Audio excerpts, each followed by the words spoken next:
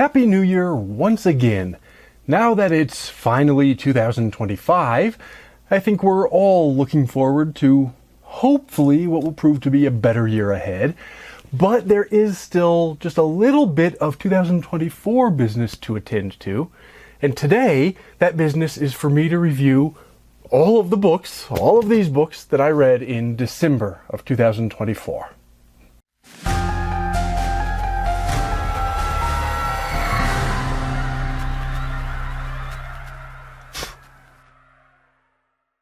Mamma mia, this is going to be a long one. I was making up for lost time this month in my sort of desperate attempt to hit my Goodreads goal for the year, and I had fallen a bit behind, so I managed to take some time off for the holiday, and I read a lot of books, as you can see, in December. Add into that the couple that I'd been reading sort of piecewise for several months, but finally finished just at the end of the year. And, well, you're in for a beast of a review video. So get ready for it, because I'm about to tell you about some really excellent books. I know we're all gathered here for the book reviews, and I can tell you I've got a pretty good collection lined up for you this month. But of course, before we get too deep into that, let's just get all of the sort of bookkeeping stuff out of the way right at the start. First of all, in case you're new here, welcome. This is a regular feature here on my channel. Every month I do one of these videos in which I review all of the books that I read in the previous month. Since this is a horror channel, of course, it's sort of a horror-centric theme, and there are going to be a lot of horror novels in this collection and in general, in these videos in general.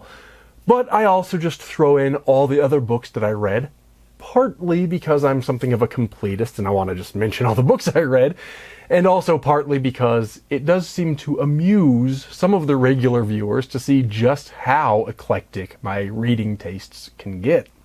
For this month, I can assure you both that I have a ton of great horror in this month's review, and also that I've got some pretty random other stuff that I read over the last month.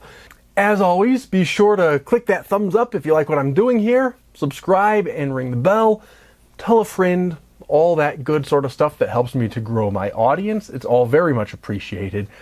But now, it's going to be a long one, so let's not dilly-dally anymore. Let's get right to the books. I started off this December with a short novel, more of a novella really, that I discovered through the Books of Horror Facebook group. And it's a book called This House Will Never Be Warm by Paul Avery Tyndall. The premise here begins with a Confederate soldier who makes a deal with an entity called Mother Cold to save his life during the war. She's a wintry sort of a kind of demonic force, perhaps inspired by something like a skinwalker, but not quite the same thing as a skinwalker.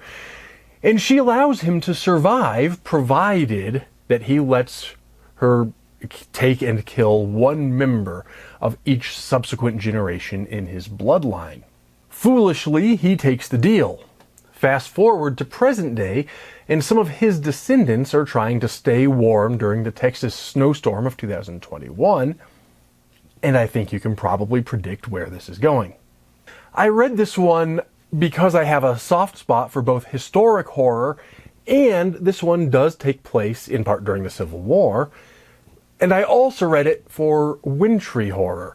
It was particularly seasonally appropriate for me, as I used it to start off my December reading while waiting for the nights to get as cold as I prefer them to be. We've gotten some cold now in my region, but the month started warmer than I would have preferred, so this was sort of compensating for that.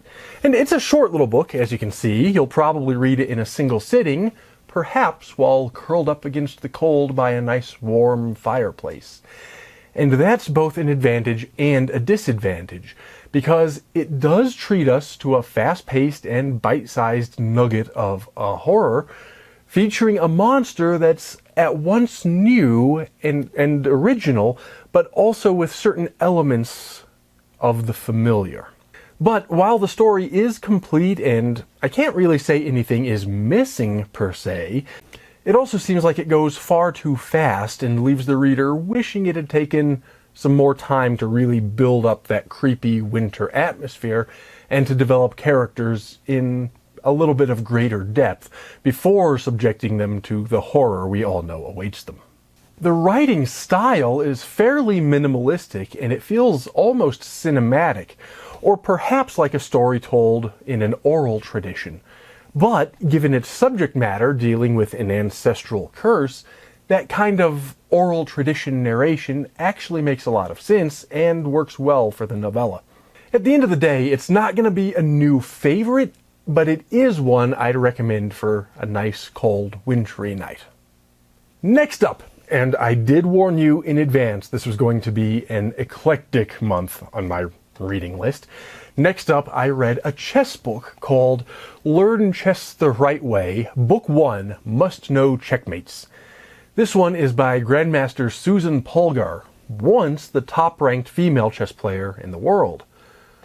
Mostly, this is a book of chess puzzles, and most of those are checkmate in one puzzles, although the last chapter has some mate in two variations. Each chapter opens with a brief page or two of description of the type of mating pattern to be explained, but the real value of the book is the self-study in which the reader can engage in solving the various puzzles. This one is written at a pretty basic level. It does assume the reader knows the rules of chess and how to read the notation, but it doesn't assume much strategic knowledge beyond that. In fact, most of the checkmates shown in the puzzles, while often clever, are pretty elementary and easy for even, let's say, advanced beginners to spot the solutions without too much trouble. As such, it's aimed at a lower level of chess player than I was hoping for. I was hoping, personally, that the must-know checkmates would include some more advanced or obscure checkmate patterns, but that doesn't mean it's a bad book by any means. In fact, if you are a beginner who knows the rules but wants to start getting good at recognizing key tactical positions, this would be an excellent book to get you started.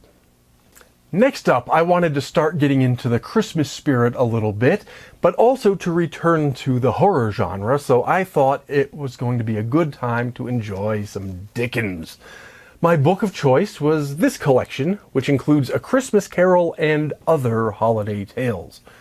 Of course, we all know A Christmas Carol. I think we all know it backwards and forwards at this point. I read it often. Maybe not every year, but a lot of years I read it.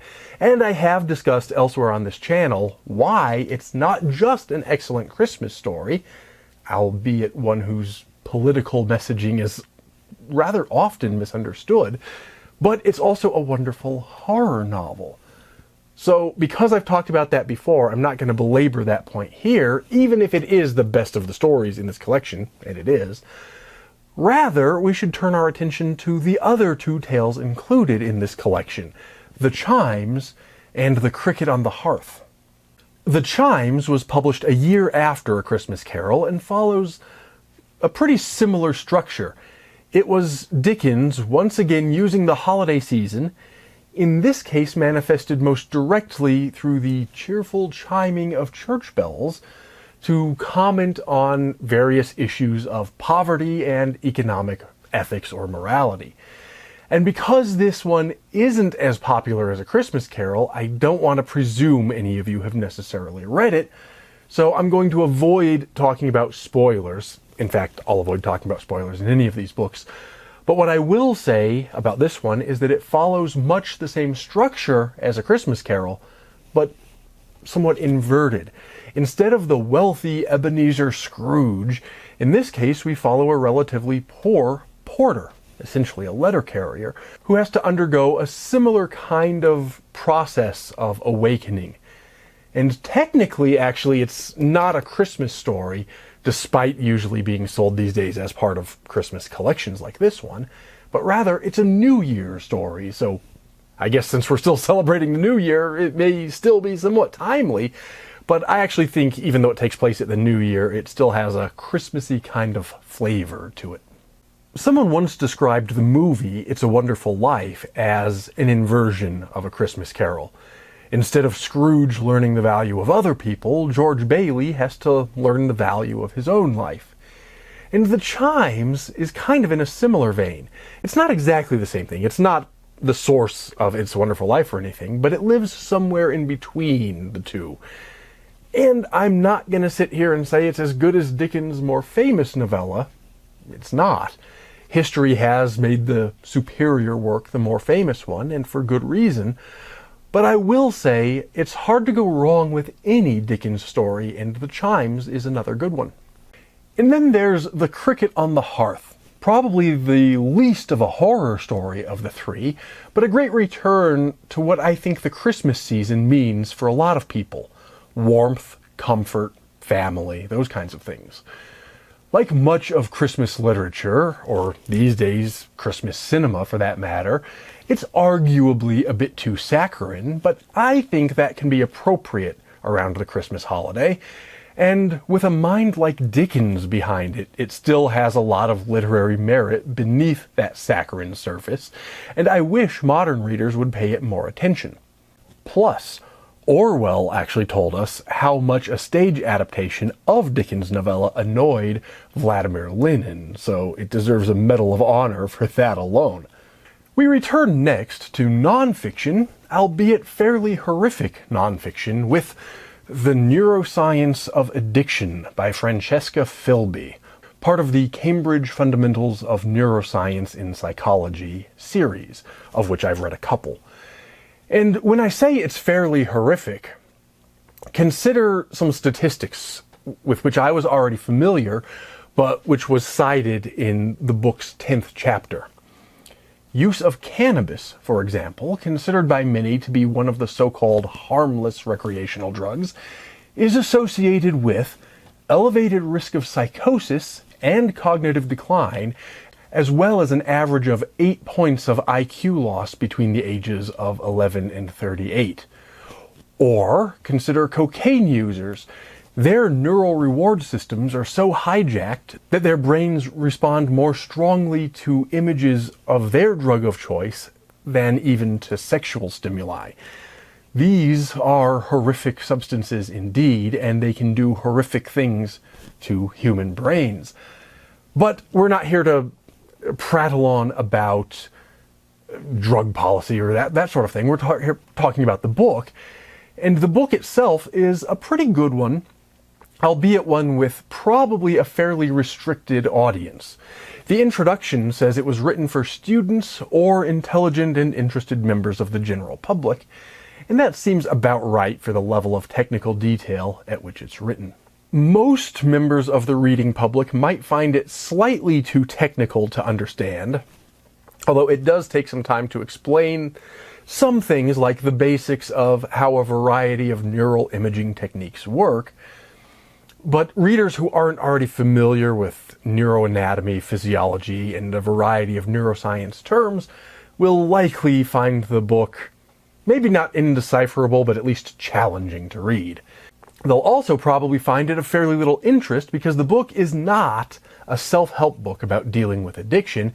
It doesn't make any particular political points about drug policy. Instead, it's an attempt at providing an objective look at how addiction manifests inside the physical brain. A chapter dedicated to studies concerned with treating addiction is present, but is similarly focused on surveying the admittedly limited literature rather than giving actionable advice for members of the public. On the other hand, if one is a practicing doctor, or even a graduate student specializing in a related field, one might find its treatment of the subject, while interesting enough, to be fairly light and more superficial than those readers might expect of a technical work. Each of the book's 10 short chapters could easily have merited an entire book, or perhaps even a multi-volume series on its own, so we have to be content with treating this as a fairly quick, fairly short survey of the literature.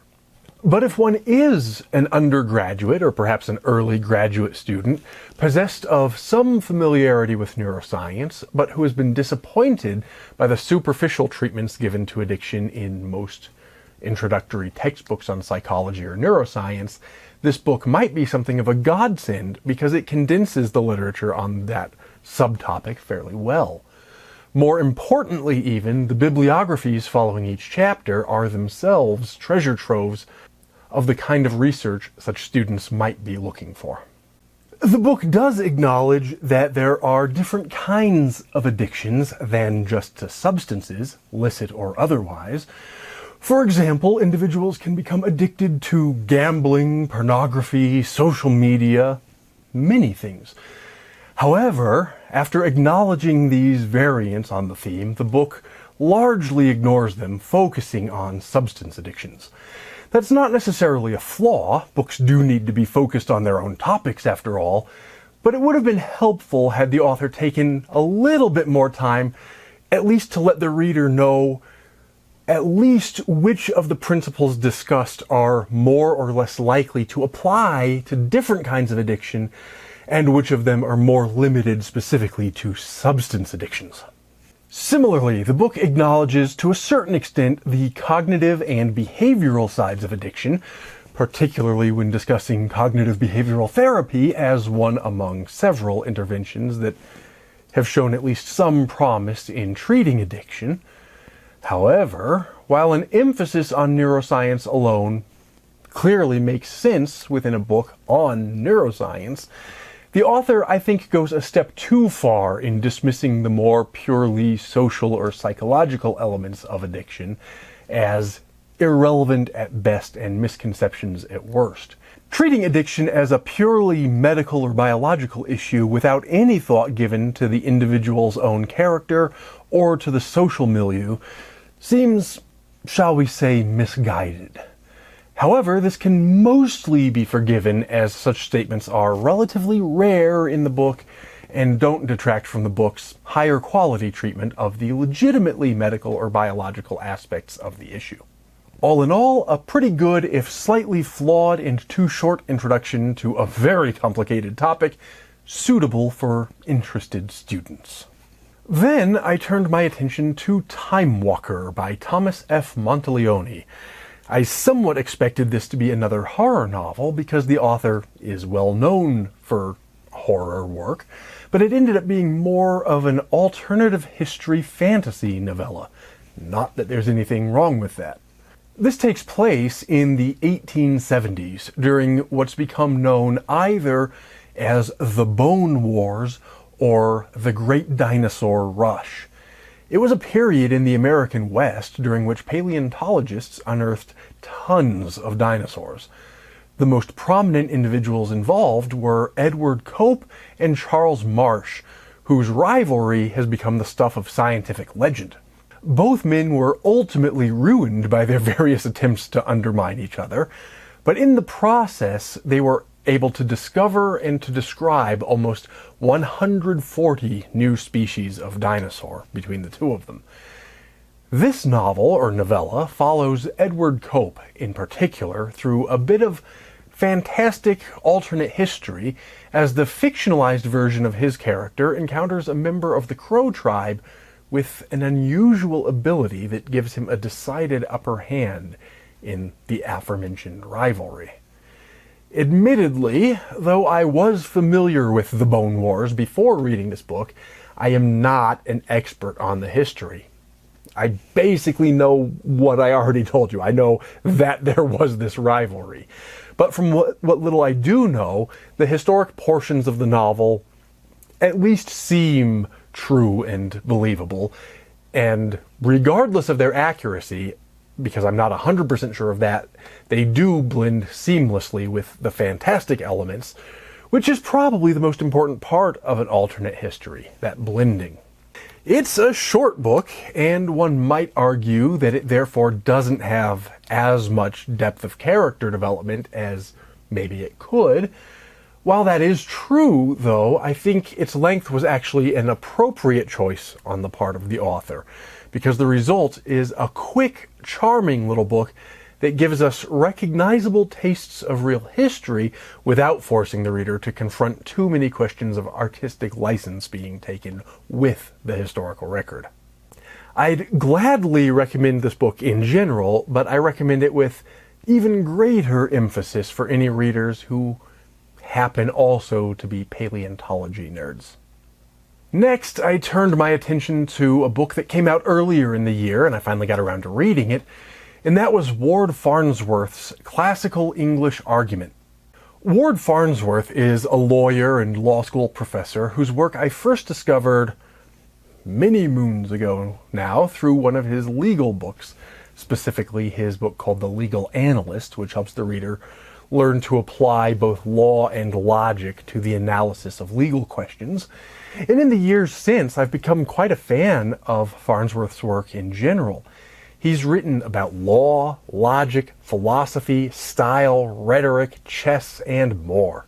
In many ways, he seems, particularly with this Classical English series, to be on a one-man quest to restore higher quality to both our thinking and our speech or writing.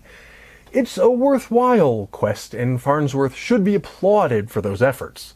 In this latest entry in the series, he turns his attention to the subject of argumentation. That word can mean different things to different people or in different contexts. Formally, an argument is a series of propositions that lead to a conclusion. But informally, and perhaps the more common definition, especially these days, an argument is a disagreement, perhaps even a shouting match. This book covers a bit of both definitions, perhaps ignoring the shouting match part because there's nothing dignified about that, although some of the arguments presented are quite biting indeed. It does include chapters on formal logic, wherein it provides a brief but quite solid introduction to the subject, but it also includes chapters more concerned with the more rhetorical techniques of argumentation that one uses to win a debate, rather than the strictest formal structuring of logical arguments. To an extent, this work seems like something of a capstone or culmination of several of Farnsworth's previous works, combining both the logical with the rhetorical in such a way as to help the reader structure arguments that are formally sound and logically solid, rhetorically effective, and stylistically pleasing. But that doesn't mean it's entirely repetitive of his previous works. While it does follow the same format as the earlier works in the series, consisting mostly of quotations from classical authors, and in this case, classical means roughly late 18th to early 20th century rather than antiquity, and those are surrounded by Farnsworth's own commentary. And it does tread some of the same ground as his previous works, but this book both stands on its own for those who haven't read his prior books and explores sufficient new ground to be of interest to those of us who have. As with Farnsworth's other books, particularly in this Classical English series, I consider this a must-read for anyone who appreciates the English language at its best, or who wants to improve his use of the language in the context of argumentation. Read it straight through because it's enjoyable, but then also keep it handy as a reference, because you'll find yourself repeatedly returning to Farnsworth's carefully curated examples and quotations for inspiration when you need to craft an eloquent argument of your own. Next was the new Stephen King short story collection, You Like It Darker. This is a collection of 12 brand new short stories. A couple of them would probably be better called novellas, from the king of horror himself, Stephen King. Honestly, I wasn't quite sure what to expect from this one. At his best, King is one of the true masters of the genre, but especially in the last couple of decades, he's often been pretty far from his best. Don't get me wrong, that's not to say he doesn't still have the capacity for great literature. His JFK time travel romance thriller, I guess we would call it, 11/22/63, is, well, I guess it's almost 15 years old now, but it was a great novel. But with a couple of exceptions like that, it's been a long time since he's really written anything that could even hope to compare to Pet Sematary or The Stand or The Shining. On the other hand, just about everyone I know in the horror genre who read this one before I did raved about it. People threw around words like superb and triumph and exquisite. So the bar was set pretty high right from the start. Well, I'm going to have to be the voice of reason a little bit and tell you that it does not quite live up to the hype. But that also doesn't mean it's a bad book by any stretch of the imagination. It's a good book, but it is far from King at his absolute best. As with any collection of short stories, there are inevitably a couple that spoke to me more than the rest, and a few that didn't really do too much for me. But on the whole, I'd consider this a fairly middling, run-of-the-mill, better than average collection of short stories that are quite entertaining, but seldom the kind of thing that will haunt my memory for years to come. Those of us who consider King to mostly be a horror writer, which he is, might be surprised to find that he seems to be trying to lean into his so-called literary side a bit more, if I can be forgiven for using that horrible word, while still maintaining some of the horror elements for which he's known. I think that's a worthy experiment. I actually think it's a good idea, though I do have to admit that given its title, You Like It Darker, I expected these stories to be a bit darker than they ended up being. Yes, they do explore some macabre and unhappy territory, but I didn't find this darker than King's prior work, nor indeed darker than the kinds of things horror writers think about on a daily basis. So, at the end of the day, it's a pretty good collection. I do recommend it, but I don't think it's quite as good as all the people telling you it's the best book of the year or anything like that would have you believe. Next up was What Hides in the Cupboards by Cassandra Windwalker. This actually isn't the only book by the same author I've been reading, but the other one is an as-yet unpublished manuscript I'm going to be publishing through Polymath Press later this year, so by all means stay tuned for that, because you know if I'm willing to put my company's logo on it, it's going to be a good one. But this one is a different book I picked up earlier in the year. The cover, the little tag on the cover, describes this as a terrifying modern Gothic, and it does indeed have a lot of the tropes we've all come to know and love from the Gothic genre or subgenre. Here we have someone recovering from some kind of trauma or tragedy, moving to a somewhat remote new house. And of course, the house did indeed sell for substantially less than its true value because it had been the site of the previous owner's ghastly death. That sets us off for what looks to all the world as if it's going to be another classical ghost story. Perhaps not as truly terrifying as the cover promises from the sound of things, but then again, I'm such a jaded horror nerd that I'm not the best gauge for what is or what isn't scary to other people anymore. I've ruined myself. I'm on this quest to find something that can actually scare me, and as much as I love the genre, they tend not to. But getting back to this one, what actually transpires through the course of this book, though it does borrow heavily from those genre tropes, manages to maintain its originality. What starts off looking like just another ghost story gradually unravels a deeper mystery that, while it never fully diverges from that subgenre, does give us some new twists and turns we haven't seen quite so many times before. Admittedly, if I were to offer a couple words of criticism, I would say it was perhaps a little rushed in the ending and a little slower than I might have liked during a few earlier sections, particularly a couple of areas that involve describing elements of particular artworks or of the art world generally. But that's not too much of a criticism. Part of the book's charm is that it paints a realistic picture of the art world, but there are just a couple moments that, for me personally, seemed to distract from the Gothic tale I was looking for and focus too much on the artistic part of it. But never, and I have to emphasize this point, never to the point of seriously harming the book's overall quality. And while I may have thought the ending moved a little too fast for my own taste, the actual content of the ending, the actual things that happened, were, without spoiling anything, I think, spot on. I don't think too many people know about this book yet, but they really ought to. Next up, returning to some seasonally appropriate reading for the month of December, I read J.R.R. Tolkien's Letters from Father Christmas. This is a collection of letters Tolkien wrote to his children as if they were from St. Nick himself between the years of 1920 and 1943. What's particularly remarkable about this volume is that it doesn't just include transcripts of each of the letters, although it does include that, but it also features high-quality, full-color scans of Tolkien's own handwritten letters and hand-drawn artworks.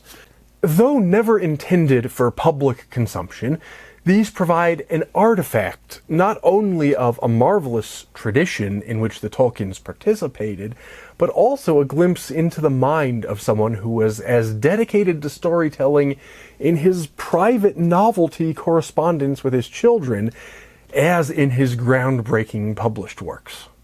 The letters start off simple enough, but quickly evolve to detail a growing mythology involving not only Father Christmas himself, but also a corresponding polar bear, goblin attacks at the North Pole, and more. By the end, the letters take on a more somber note as Tolkien's Father Christmas character comes to terms not only with the Great War ravaging the world during those later years, but also with the children's aging out of this remarkable family tradition. On some level, it's almost impossible to review this book. It wasn't meant to be published when it was written, and it isn't the kind of novel or short story we can judge on its literary merit, which certainly isn't on par with Tolkien's other works, but it was never meant to be, and so I think we need to take it for what it is.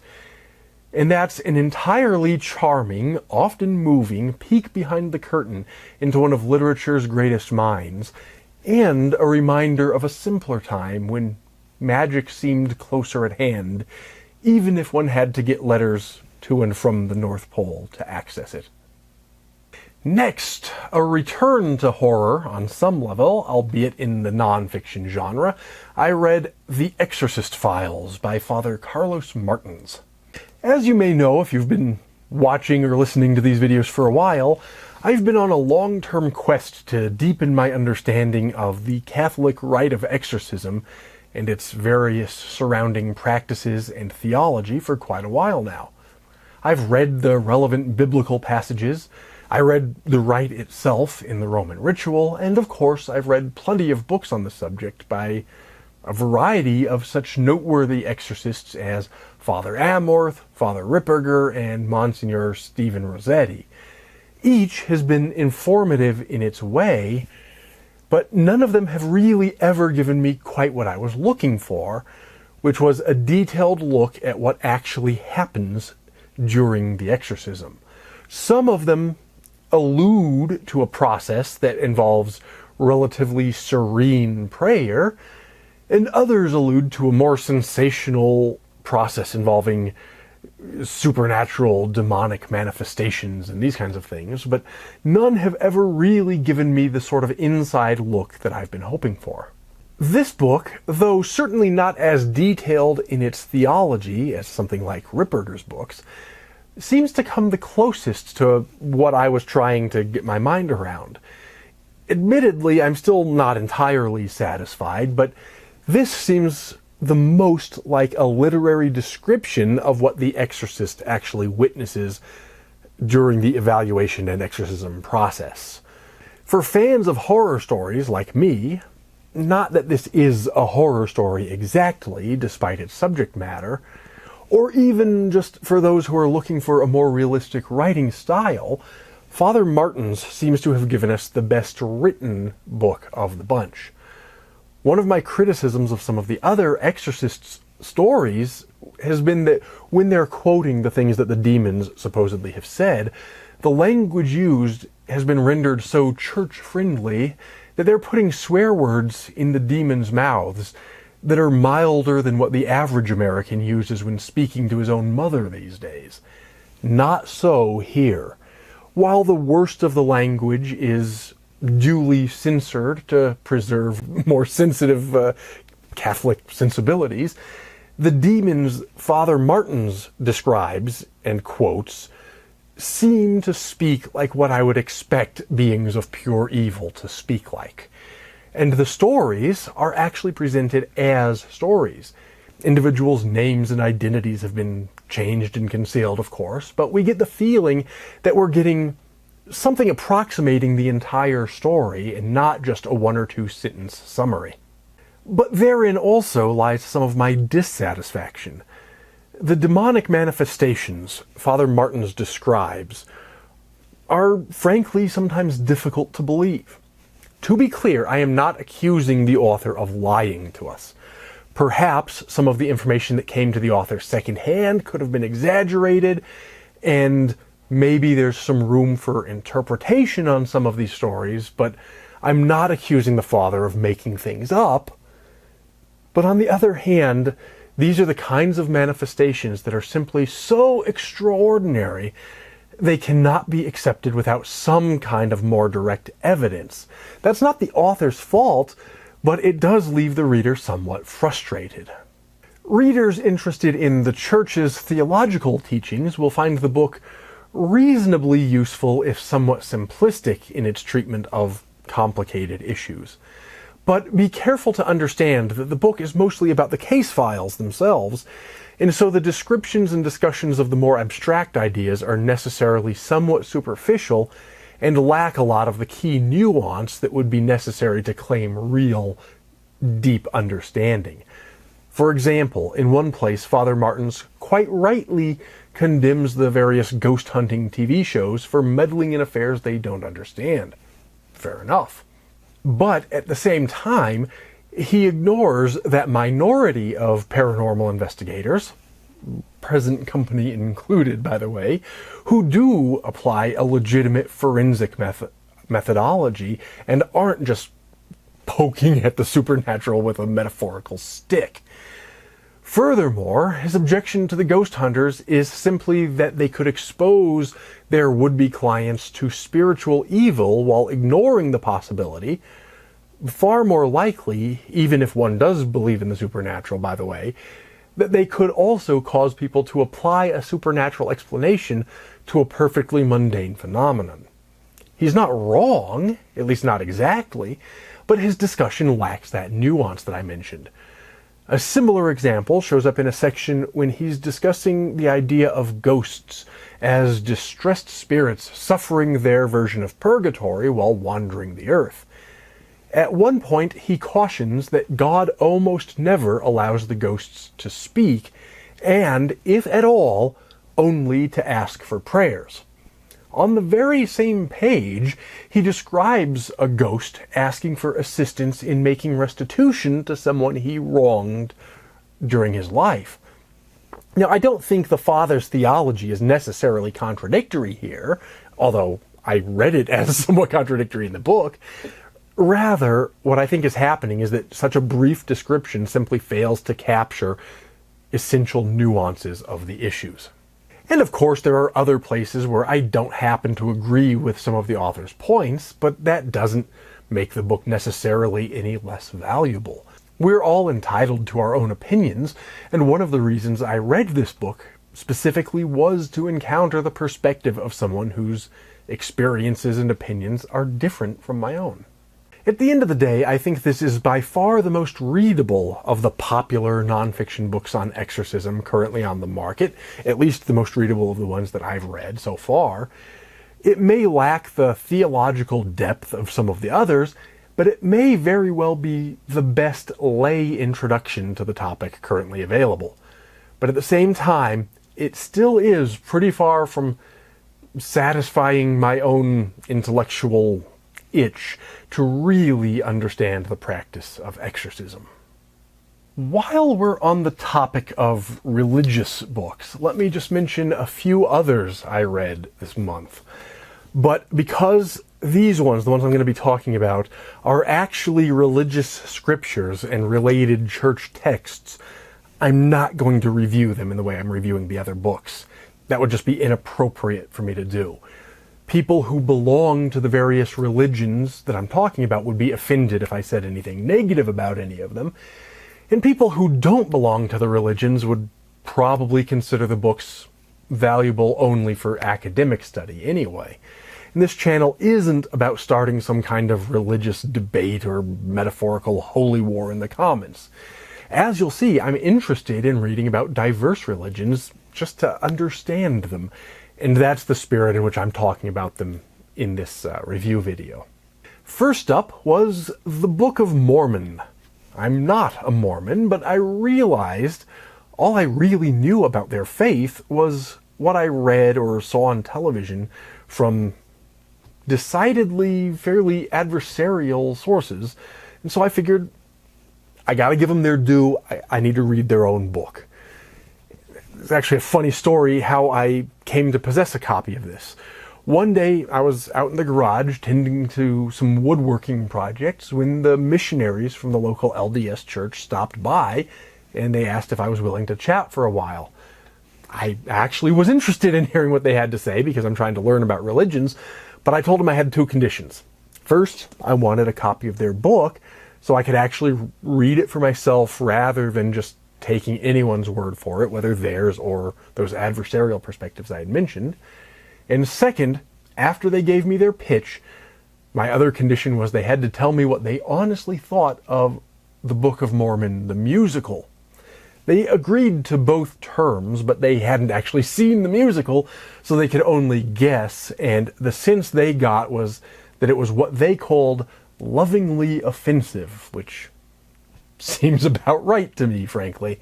Anyway, that's how I came to possess a copy of the Book of Mormon. They gave me this copy, and it had been sitting in my library for a while, so because I was reading all these books, I just decided it was time to read it as part of this ongoing religious study that I've been working on to understand the faiths of the world. The next in this little section of religious texts is actually a 4-volume set here called The Liturgy of the Hours, also known as the Divine Office. In the Catholic Church, these are the prayers that all priests and deacons are required to, and lay faithful are invited to recite at specific hours each day.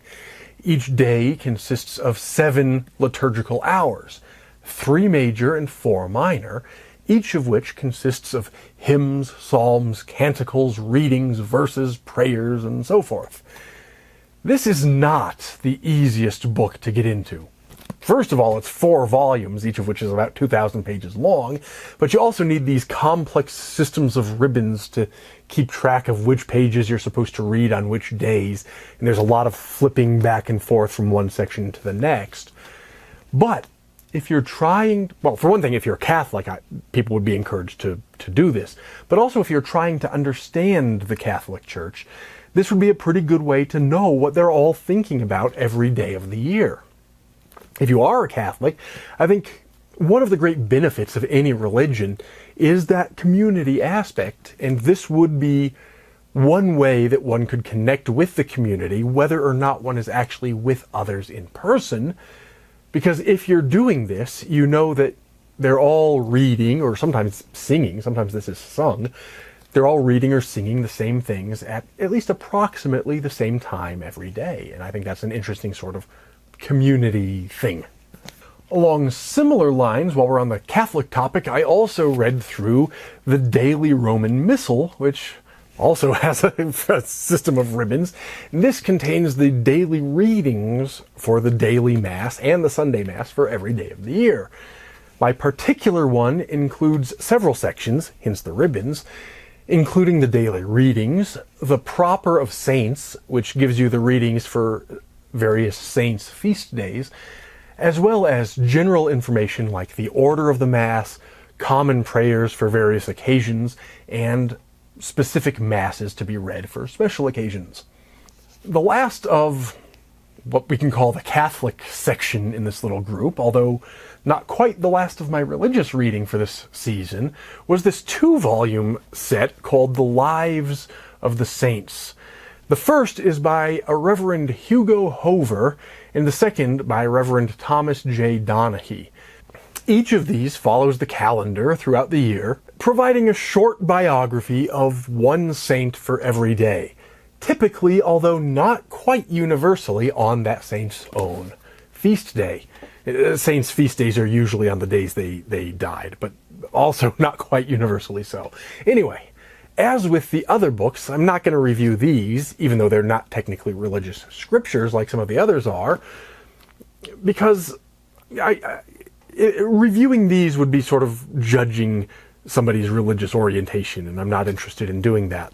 But what I will say, by way of a partial review, is that if someone wants to get a better picture of the diversity of people who've been recognized as saints in the Catholic Church, these short little biographies are not a terrible place to start. By no means are they even close to full biographies, coming in at just about a page per saint, but they do give the reader just a hint of who some of these people were. Those who want more information about any one of the saints can easily find lengthier write-ups about whichever particular saints they found most interesting online or in other books. Along similar lines to some of those Catholic books, although from a different faith tradition, I read this Siddur, or Jewish prayer book. A lot like the Catholic books, this includes the daily prayers for both weekdays and Shabbat, holiday prayers, prayers for special occasions, and so forth. Of course, as one might expect, there are a lot of different Siddurim available, but the particular one I got was this Koran Siddur, with the English and Hebrew side by side throughout the text, as well as commentaries by Rabbi Lord Jonathan Sacks. Though I'm not Jewish, I understand this one to be a pretty common choice among Orthodox communities, and so I just figured it would be a good way to deepen my understanding of Judaism. Granted, I didn't read this on the same schedule as observant Jews would, but I read this more academically to help myself understand Jewish practice. Finally, in this strange little section of religious books, I decided it was long past time that I should read the Quran. Obviously, Muslims think it should be read in Arabic, but I am neither Muslim nor fluent in Arabic, so I picked up a copy with the English translations. And because I am no expert on either Arabic language or Islam, I went with this Oxford edition, figuring that particular institution is reputable enough to offer a reliable translation, since other than going by reputation of the institution, I really don't know what I'm doing with this. But having now read it, one of the things I found remarkable was to sort of study and focus on where the Quran is similar and different from the Hebrew and Christian Bible, which, adjusting for certain differences between translations and things, are basically essential in what the Christians call the Old Testament and the Jews call just the Hebrew Bible. But Christians and Jews will recognize a lot more of the stories in the Quran as held in common between the three faiths than I ever realized until I'd read it, even knowing that all three religions are Abrahamic and do share a lineage. But it's those little differences between the otherwise similar stories, even more than the major theological differences, that I personally found the most intriguing. Anyway, obviously I am not exactly reviewing these books. These are the holy books to their respective religions, and we're not here to judge. But I do think we as horror fans ought to be literate when it comes to religious ideas, because they're foundational to a lot of the ideas in our own literature. But my purpose here is not to criticize any of these faiths that I may disagree with, nor to preach my own views, strongly held as they may be. I'm here just to list the books I've been reading and hopefully provide a little introduction to what some of these are, or maybe a little bit of indirect food for thought.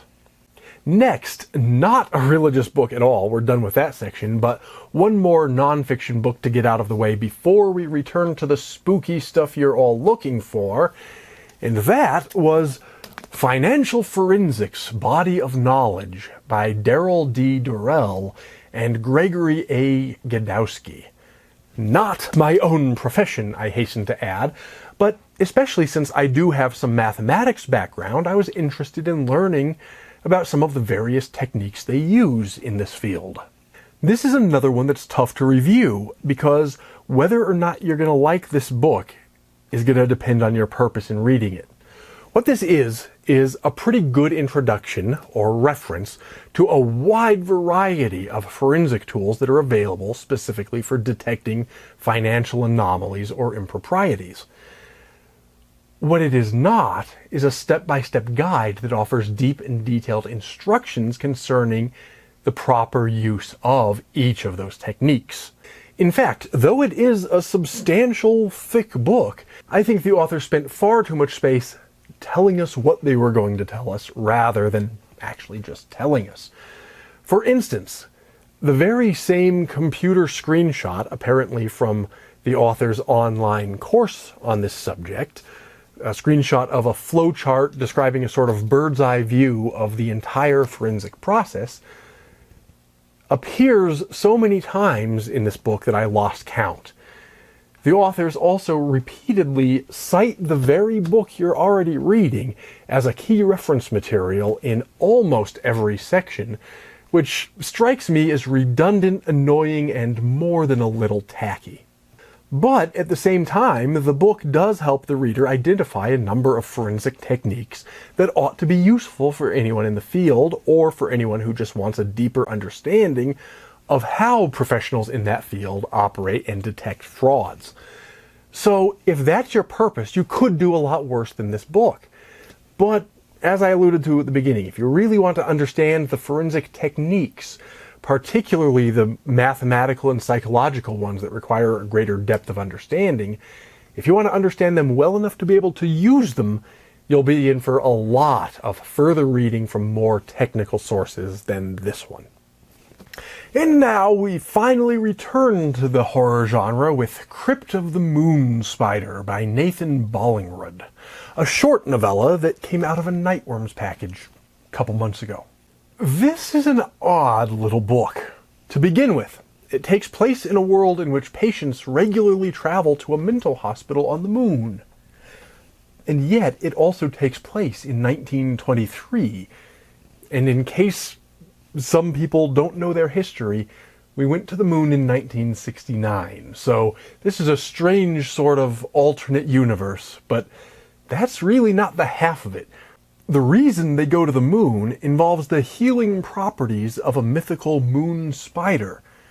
The result is a strange little novella that deals with issues of mental health and medical corruption in this almost surrealist fantasy setting.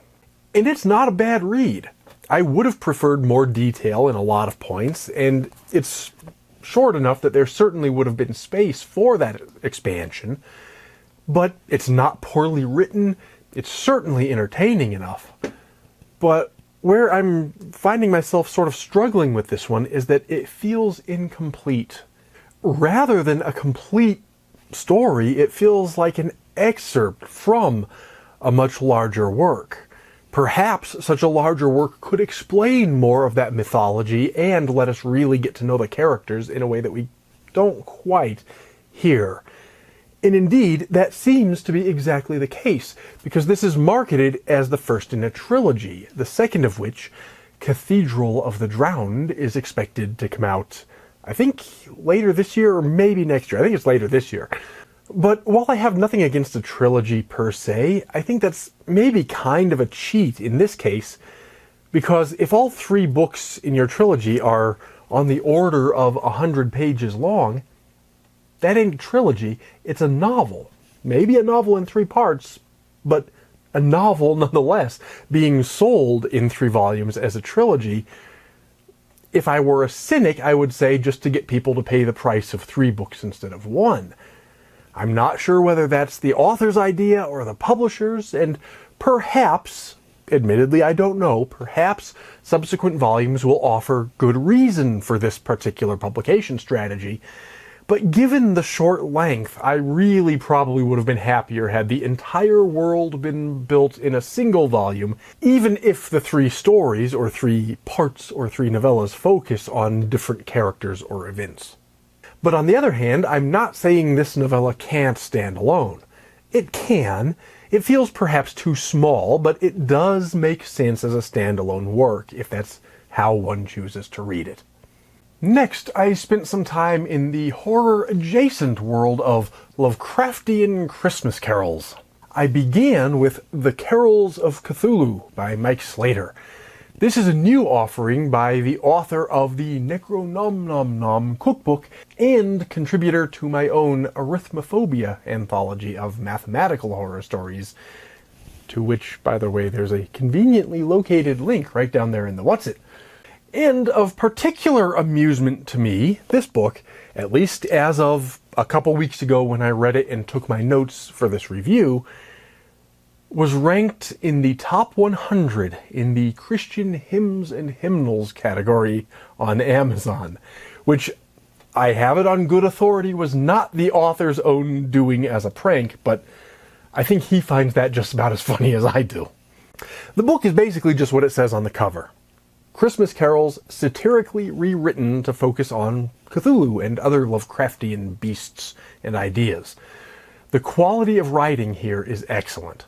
Obviously, the author doesn't get credit for the meter chosen for these classic songs, but he does get much deserved credit for crafting Lovecraftian lyrics that correctly fit that meter. Sheet music is not included, but most of the songs are quite familiar already, and if you do need music for any of them, it should be readily available on the internet or in pretty much any Christmas songbook. I quite liked that this includes not only classic Christmas carols, but also parodies of a few more contemporary songs, a couple poems, and even a couple of Hanukkah songs, which are often neglected in such works. Each is also brilliantly illustrated with charming artwork by Kurt Komoda. Then, while I was on the topic, I also reread A Very Scary Solstice and an Even Scarier Solstice from the H.P. Lovecraft Historical Society. They always put out interesting Lovecraftian projects, and I always enjoy listening to the albums that came along with these 2 books every year. But of course, if you want to sing along, now you've got the lyrics right here. And they're of approximately equal quality to the Slater book in terms of quality of lyrics, though the books overall have different advantages and disadvantages. The biggest advantages to the H.P. Lovecraft Historical Society ones is that they include some additional ancillary materials. One is a set of historical footnotes for each, or at least for most, of the songs, explaining the histories, mostly accurately, of the various Christmas carols, as well as some of the Lovecraft references. They also include sheet music in these, which I was particularly pleased to see actually includes several different parts for the harmonies instead of just solo vocal music, although they do lack music for accompaniments. On the other hand, Slater's book is a better designed, better laid out physical product. The book itself is better put together. It includes these excellent full color artwork and a much more pleasing and readable font size and print quality. But at the end of the day, get them all. That's probably the best thing to do. Another good holiday horror book is, in fact, our next offering, and that's The Darkest Night.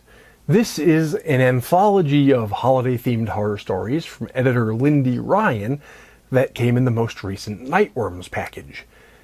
Every year, I try to read at least 1 or 2 anthologies of Christmas horror stories. Arguably, this one should be called a holiday anthology rather than a Christmas one, because not all of the stories are specifically Christmas-themed.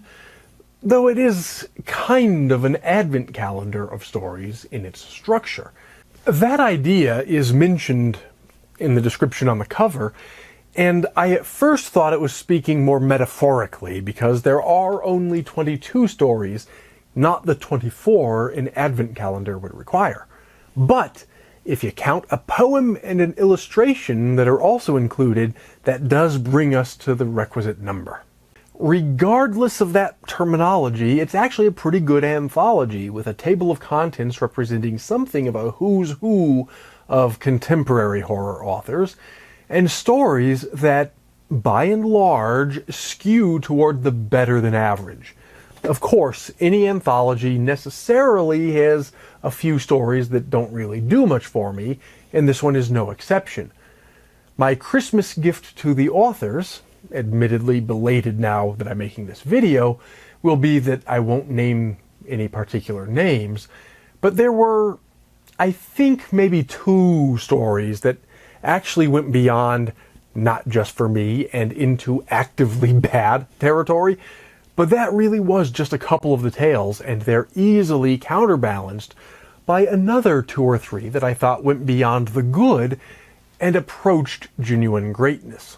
The rest were perfectly serviceable stories ranging from the humorous to the serious, but all with some kind of a holiday theme and some kind of a horror theme. Most won't set your world on fire, but they'll provide some good literary warmth for these cold nights. It may be too late to add this one to your own holiday reading list for this year, and it's certainly too late to use as an advent calendar, but it's one I'd gladly recommend grabbing a copy of for next year's reading. Next, written by the very same Lindy Ryan who edited the last one, and also from the same Nightworms package, was Cold Snap. This is a curious little Christmas horror novella. It follows a mother and her teenage son still grieving the recent accidental death of their husband/father, who fell off a roof while hanging Christmas lights. And it follows them as they go on the Christmas vacation to a semi-remote cabin he had planned for their family before his demise. But of course, there's a monster of some sort out in the woods, and the horror story goes from there. This one has gotten some mixed reviews, and I think that's because a lot of people don't quite know what to do with it. Superficially, it looks like it should be, and wants to be, fundamentally a monster story. But if that's the level at which you're trying to engage with it, you are likely to be disappointed. Yes, there is a monster of sorts, but actually rather few of the novella's already few pages are dedicated to the beast.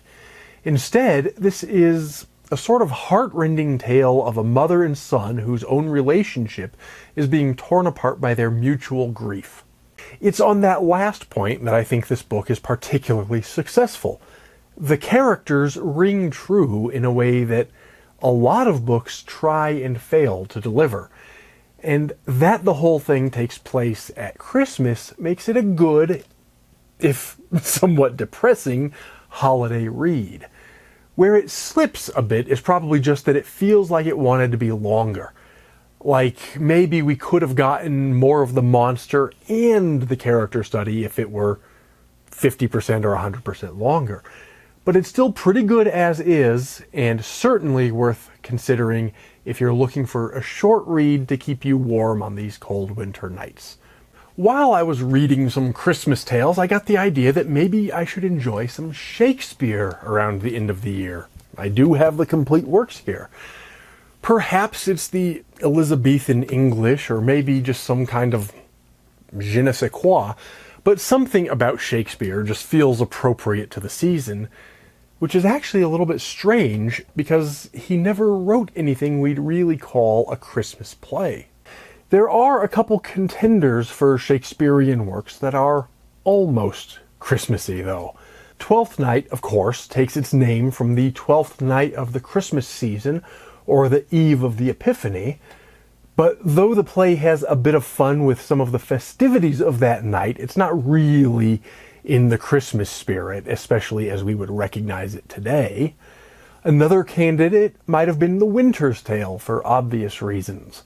But the one I finally settled on was to reread Hamlet. It might seem an odd choice and not particularly in the spirit of the season, but some people actually do think it takes place at Christmas. Christmas is indeed mentioned in the first scene when Marcellus tells us, "Some say that ever against that season comes, wherein our Saviour's birth is celebrated, the bird of dawning singeth all night long, and then, they say, no spirit dare stir abroad." But, of course, a spirit is stirring on that night, which means it must not be part of the Advent season unless Marcellus is drawing a distinction between what his own eyes perceive and what he had believed to be true up to that point. Either way, Marcellus is reminding us that Christmas is meant to be a time of peace, and the ghost's appearance, along with everything that is to follow, is certainly more rotten than should ever occur during that most joyous time of year. But I think, although he never says so explicitly, he's also reminding us that sometimes those things happen during what should be the time of peace and joy. Anyway, whether we want to think of it as a Christmas play or whether we want to think of it in light of Christmas, if you haven't already, you gotta read Hamlet. It's actually not my favorite of Shakespeare's works, but it's easily one of the top 3 or top 5. My next one really had nothing to do with Christmas, but of course any season is a good season for a horror novel. And the particular horror novel in question was The Queen by Nick Cutter. I've read a couple of books by Nick Cutter before. The Troop, probably his best known work, was quite good. Unfortunately, one of his other ones didn't really work for me. It wasn't terrible, but didn't do it for me. But that's part of why I was reading this one with some eagerness, because I was keen to see how it would compare to the others. And I'm happy to say that while I certainly don't think it's on par with The Troop, I do think it's a pretty solid novel overall. It starts with a fairly simple premise. A teenage girl receives a cell phone in the mail and promptly starts getting text messages from her best friend, a girl who's been missing and presumed dead for quite some time. This starts us on a story that begins as something of a mystery, but quickly morphs into more of a science fiction horror story. I won't spoil anything, except to say that if you're looking for the mystery aspect, that falls by the wayside almost immediately. In fact, I pretty much knew exactly what was going on and what was going to happen long before I think I was meant to. But that only slightly detracted from my enjoyment of the novel, because once things did start to reveal themselves to the characters, fulfilling what I already had surmised to be the case, Cutter's gift for writing some rather disturbing and gruesome scenes took over and treated us to a fun, somewhat gory ride. It's probably a smidge too long for what it is, has a couple of moments that didn't really work for me, particularly the final part, which serves as a sort of epilogue, but overall, I'm happy to recommend it. Next, I happened to have a few minutes between working on some other projects to squeeze in another non-horror holiday-related book, and it's this Colorado Kind of Christmas, edited by Laura Dirks and Sally Daniel. For me, this was a great, brief read. It's full of recipes, stunning photographs by John Fielder, and collections of short memories or descriptions of various Colorado families or communities' favorite Christmas traditions. It paints a picture of what you'd expect Christmas in Colorado to look like. And it was probably a pretty accurate picture when this book was released a little over 30 years ago. Unfortunately, it also paints a vivid portrait of what we've lost in this state. Maybe even in the entire country, but certainly in the state of Colorado. Because though some of us still keep at least some of these traditions and really try to keep that sort of thing alive, it seems less and less common, particularly in the public square. Anyway, this isn't the place for me to stand on my soapbox, but I do think this would be a good book to read for anyone who wants a taste of what Christmas used to be like in the Rocky Mountains, and who wishes things would get back to the way they ought to be. Returning to horror, my next book was Sisters of the Crimson Vine by P.L. Macmillan. This short novella begins as a man is nearly killed in a terrible car accident. He wakes up under the care of nuns at a local convent. Also visiting the convent at the time is a priest sent by the church to investigate, because it seems the sisters aren't correctly following Catholic traditions, and as things progress, we get the sense rather quickly that indeed these sisters have strayed from the church's traditions, and something rather different is afoot. But it raises the question of whether the wayward nuns are dabbling in something evil, or whether the church itself is exercising some tyrannical overreach in its attempt to bring the sisters back into the fold. I won't spoil anything. I'll just say that answers are indeed forthcoming to that question toward the end of the book, and what's really going on ended up being only partially what I had predicted, so it still had some surprises in store for me. But how one interprets these revelations will likely depend largely on one's own perspective on matters of religion, which I think makes it an interesting exploration of some philosophical ideas, but mercifully not a propagandistic work that forces its religious messaging down the reader's throat. Some of the details regarding the Catholic Church and its religious orders will require some suspension of disbelief, and some of the minor details may not be accurate, but not in such a way as to severely detract from the reader's enjoyment of the novella. At the end of the day, it's a quick, short read, arguably even too short, as I would have enjoyed spending some more time with a few of the characters, but the time I did get to spend with them was time well spent indeed. And my next book was Dostoevsky's Notes from Underground. I'm somewhat ashamed to admit I hadn't read this one before, so it seemed like a good time to rectify the situation. And it does indeed live up to its reputation. Admittedly, it might be a bit more of a struggle to get into than some of the other books because of its non-traditional narrative structure, but it more than rewards the reader with its psychological depth, the likes of which lesser authors could never even hope to imitate. And it seems perhaps even more timely than ever in its warnings against both nihilism and utopian thinking. Dostoevsky understood human nature, and his Underground Man provides a near-perfect vehicle through which to communicate his wisdom concerning human drives and desires. I'm not rightly sure whether we'd call this a horror novel or not. The author's other book, Crime and Punishment, certainly is, but this one, despite dealing with some truly horrific subject matter, seems more philosophical than frightful. But either way, you ought to read it. Next was The Angel of Indian Lake, the third and final installment in Stephen Graham Jones's Indian Lake trilogy, following My Heart is a Chainsaw and Don't Fear the Reaper. I'll be honest right from the start and say I have some mixed feelings about this one.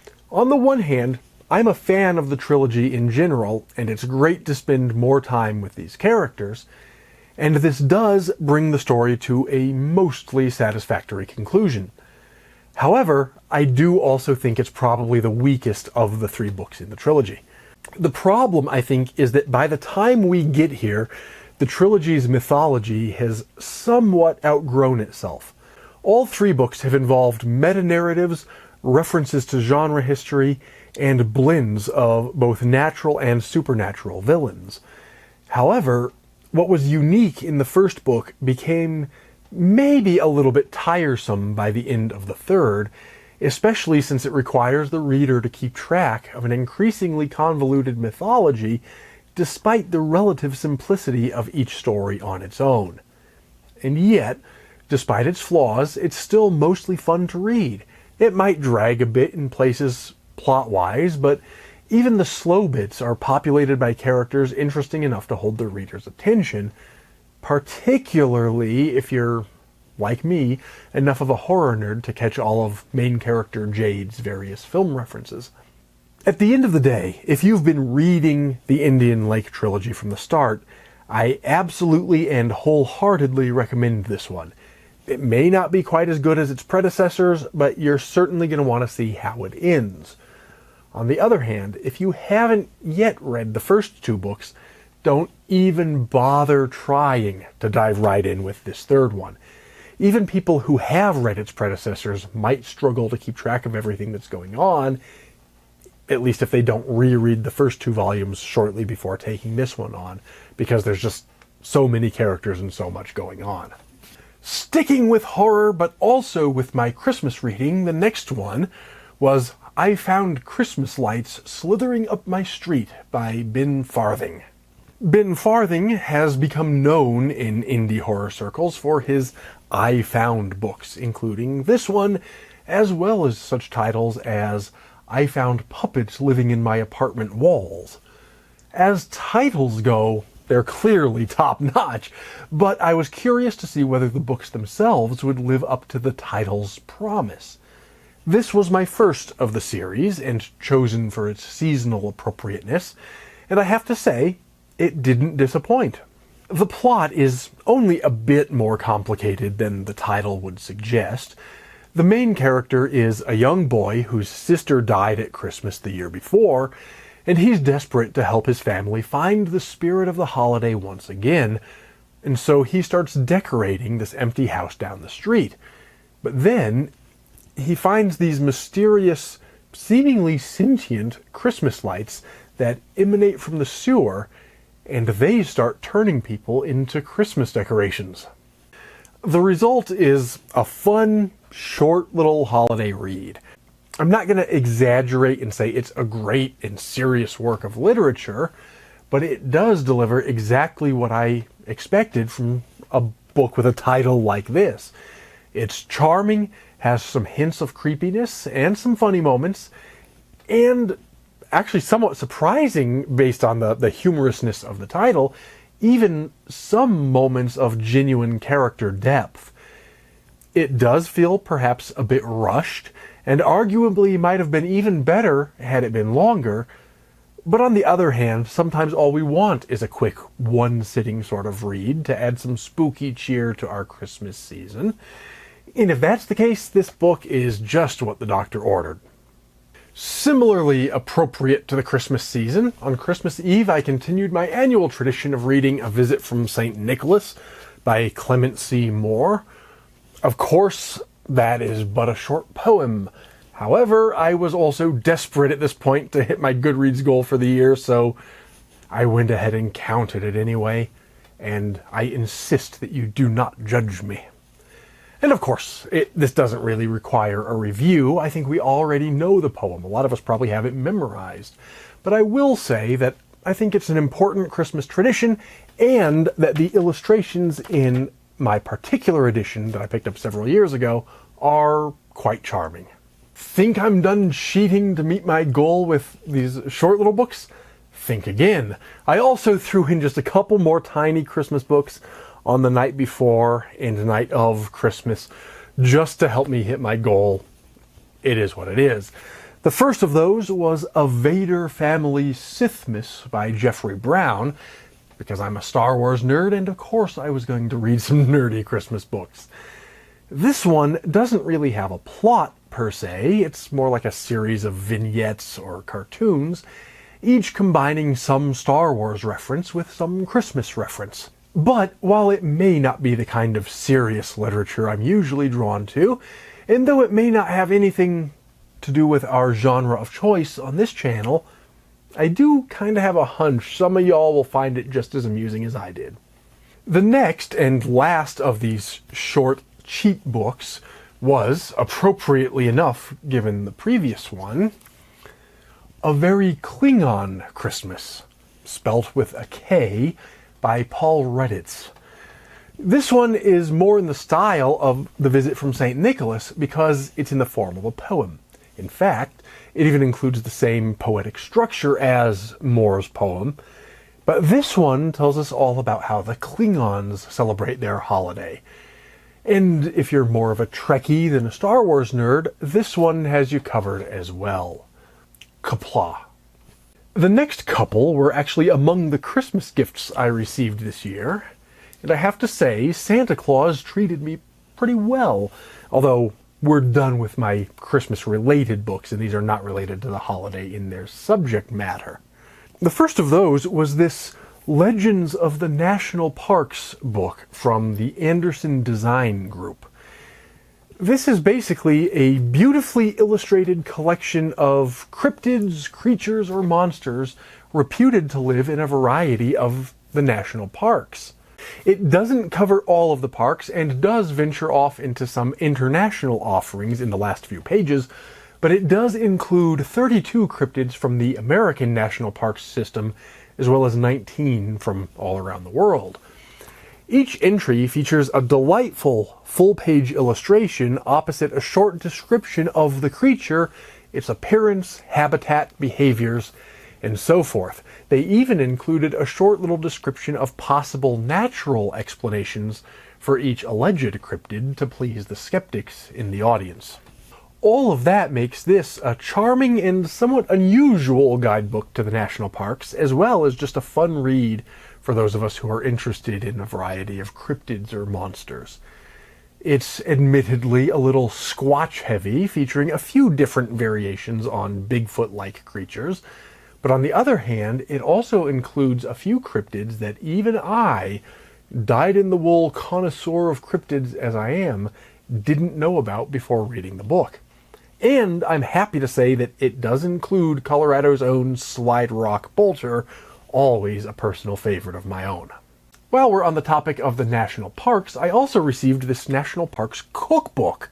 This is an interesting one because one doesn't necessarily associate the national parks with home cooking, and yet it's actually a really good book.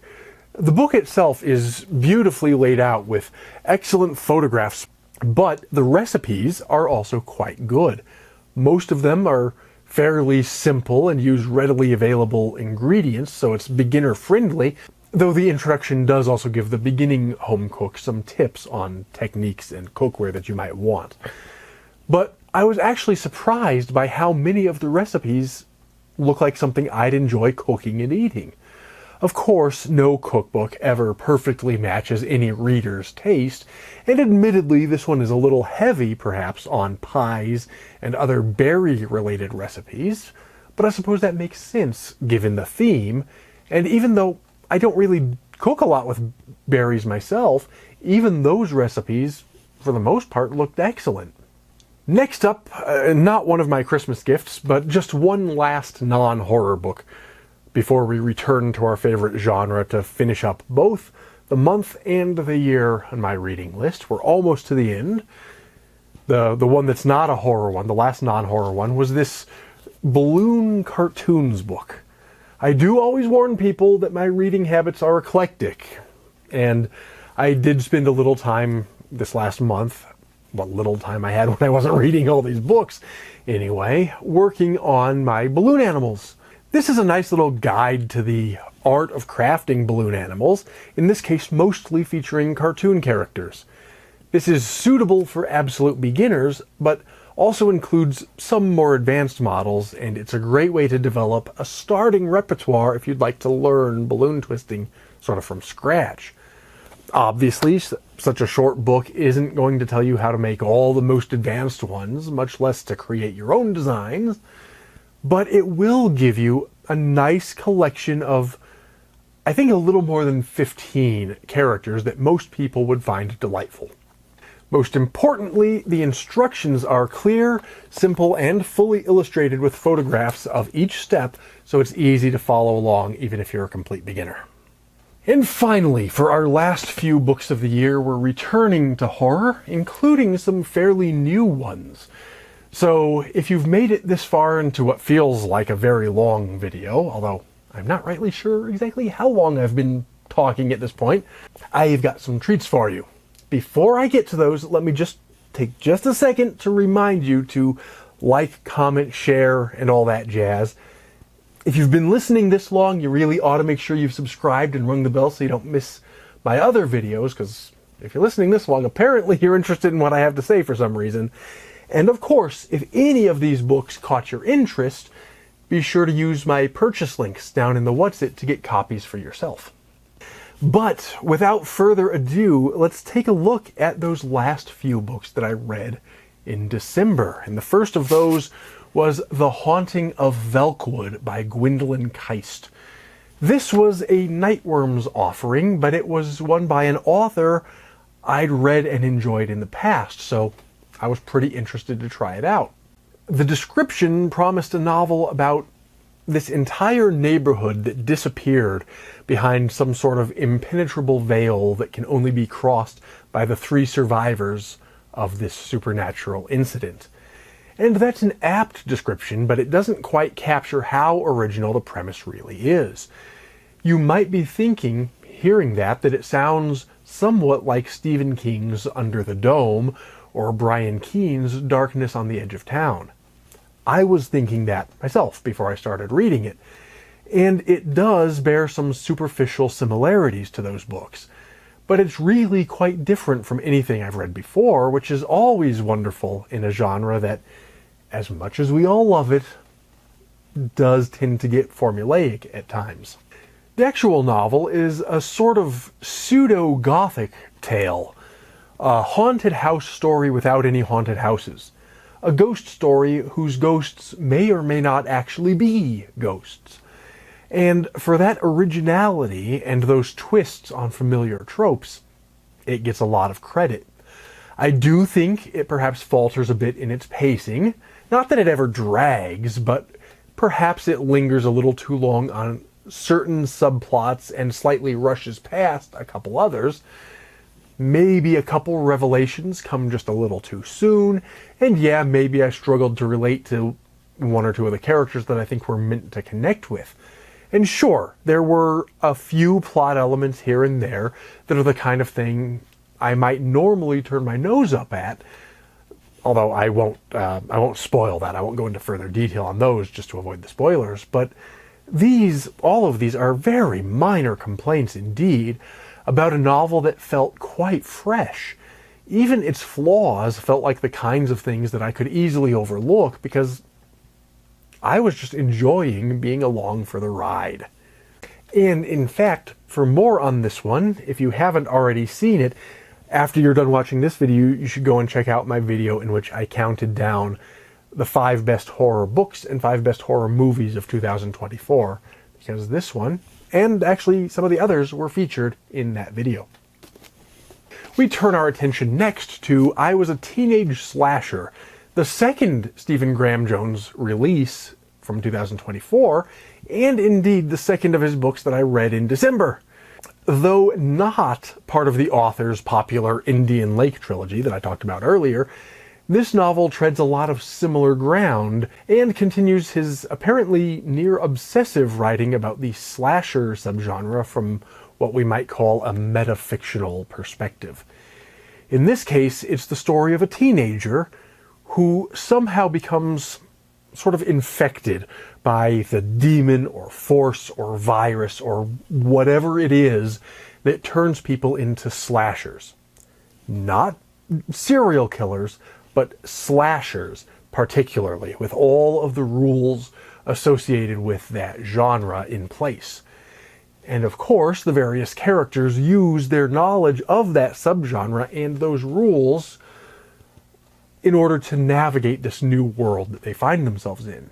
I should perhaps start by telling you what I should have liked and what I should have disliked about this novel. First of all, I don't really like self-referential meta-narratives. What was amusing the first dozen or so times I read it has become quite tired in recent years because it seems far too many authors and filmmakers are doing just that. But I do like stories that give us a peek behind the curtain and let us see events from the villain's perspective. And this one is told entirely from the perspective of the unwitting and reluctant slasher. Now that I've read it, though, some of those expectations have been inverted. I didn't actually care all that much about the peek behind the curtain at a villain's perspective, because we're not given the psychological reasons for our slasher to be villainous. Indeed, it's essentially a supernatural explanation, and he doesn't want to do the things that he's being forced to do, so I didn't find that particularly compelling. He's a sympathetic character, but it didn't give me that peek into the non-sympathetic that I was looking for. Stylistically, the book is written not only in the first person, but in a kind of stream of consciousness format that is alternatively quite compelling when our narrator really gets on a roll, and sometimes quite annoying when he spends too long going off on a less interesting tangent. The worst manifestation of that part was one chapter in which he tells a fairly long story, which was actually one of the more interesting ones to me, but then he opens the following section by admitting he'd made the whole thing up. But, on the other hand, my reluctance to embrace a metafictional story was also somewhat subverted in this case, because while the self-referential nature of such narratives does strain the willing suspension of disbelief, the main character's reluctance to fill his assigned role and attempt to use his knowledge of the rules of the genre to subvert expectations actually ended up being the most interesting part of the novel for me. At the end of the day, I would recommend this for fans of Jones's Indian Lake trilogy. It's an entirely different novel with entirely different characters and plots and things, but it does contain a lot of similar elements. For me personally, I don't think this is nearly as good as the first in that trilogy, but I actually ended up liking it a lot more than the third installment that I mentioned earlier in this video. Next was another Nightworms offering from another author I wasn't familiar with before, and that was This Cursed House by Del Sandine. This is a sort of Southern Gothic novel set in the early 1960s. It follows a young woman who takes what she thinks is going to be a live-in tutoring job for a family in New Orleans, but it turns out they have no children to tutor. In fact, they don't really seem to have any actual job for her at all. What they do have are secrets that will be gradually revealed throughout the course of the novel, and, of course, given the title, they have a curse. I honestly wasn't sure whether I was going to like this one or not. Because one of its themes has a lot to do with racial politics in the 1960s, it would have been very easy for this to become politically preachy at the expense of being a good horror story. I think we've all seen that. And I'm not talking about any one particular political perspective either. We've seen left-wing and right-wing novels that end up being preachy instead of being a good story. But I'm pleased to say that although this does have some political elements to it, it is first and foremost a horror story, and a good one. And it focuses much more on a single family than it does on any of those larger issues. They're present, but they're present as backdrop, and they allow us to focus on the local, the familial. And that's where I think horror is often at its best. Not every horror novel needs to be about these big, earth-shattering global events. Sometimes the most frightening story we can read about affects only a single family, as is the case here. And overall, I actually really enjoyed reading this one. It moves at a pretty quick pace and has plenty of twists and turns to keep the reader guessing throughout. In fact, some of the twists were obvious to me, but some of them actually caught me off guard, which is always delightful and, as much horror as I read, fairly rare.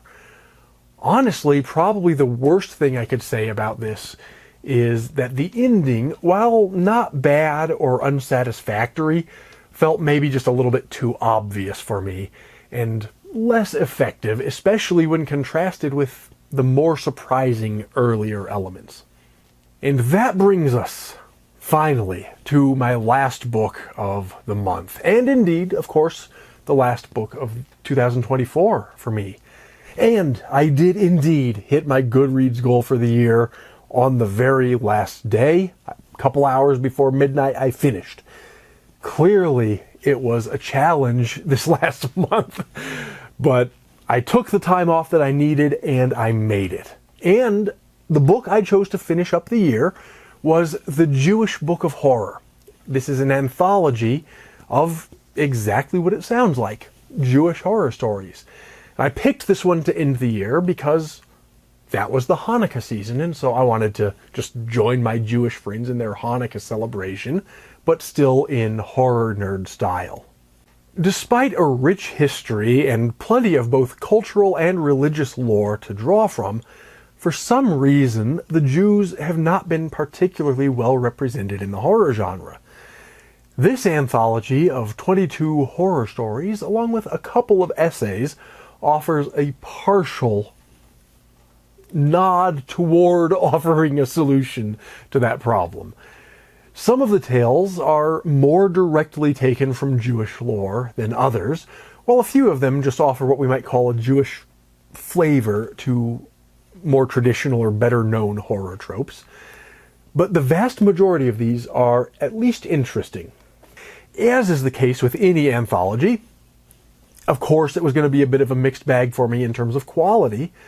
A couple of the stories may not have done much for me, but I have to say the majority of them were quite good, with a couple even venturing into the territory of greatness.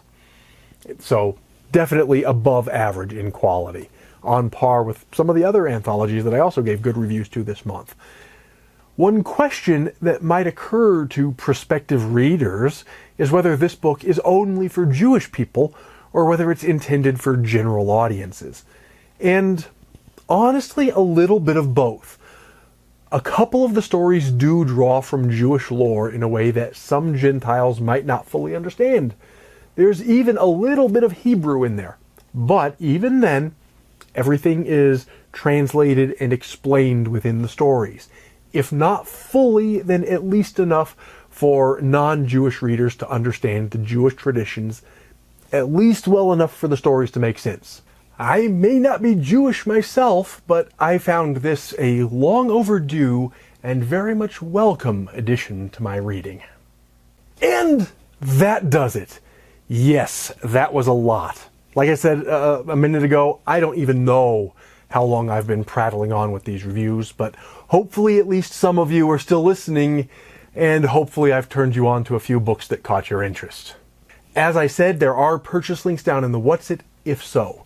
But because this has been a long one, I'm not going to spend a lot of time wrapping up. I'm just going to bring us to a close there and just say, as always, take care and stay scared.